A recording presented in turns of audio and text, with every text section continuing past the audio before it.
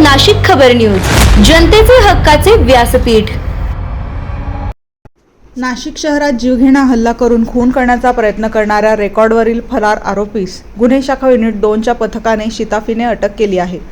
Police आयुक्त Sandeep Karnik, police उपायुक्त किरणकुमार चव्हाण तसेच सहाय्यक पोलीस आयुक्त संदीप मिटके यांच्या मार्गदर्शनाखाली फरार व पाहिजे आरोपींच्या शोधासाठी विशेष मोहीम राबवण्यात येत आहे। मिळालेल्या माहितीनुसार 9 ऑगस्ट 2025 रोजी देवळाली कॅम्प परिसरात फिर्यादी यांच्या घरी असताना आरोपी गणेश परशुराम सरोदे, शिंगवे बहुला, आंबेडकरवाडी व त्याच्या साथीदारांनी जुन्या वादातून संगनमत करून दगडफेक व लाकडी दांडक्याने हल्ला केला होता। या हल्ल्यात फिर्यादीच्या डोक्याला व हाताला गंभीर दुखापत झाली होती।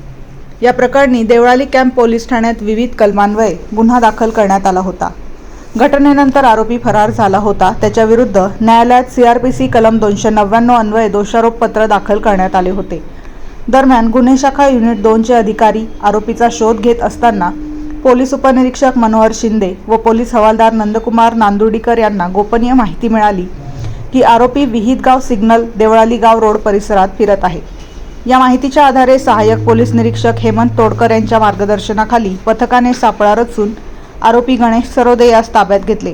चौकशीत त्याने गुन्ह्याची कबुली दिली असून पुढील कारवाईसाठी त्याला देवळाली कॅम्प पोलीस ठाण्याच्या ताब्यात देण्यात आले आहे।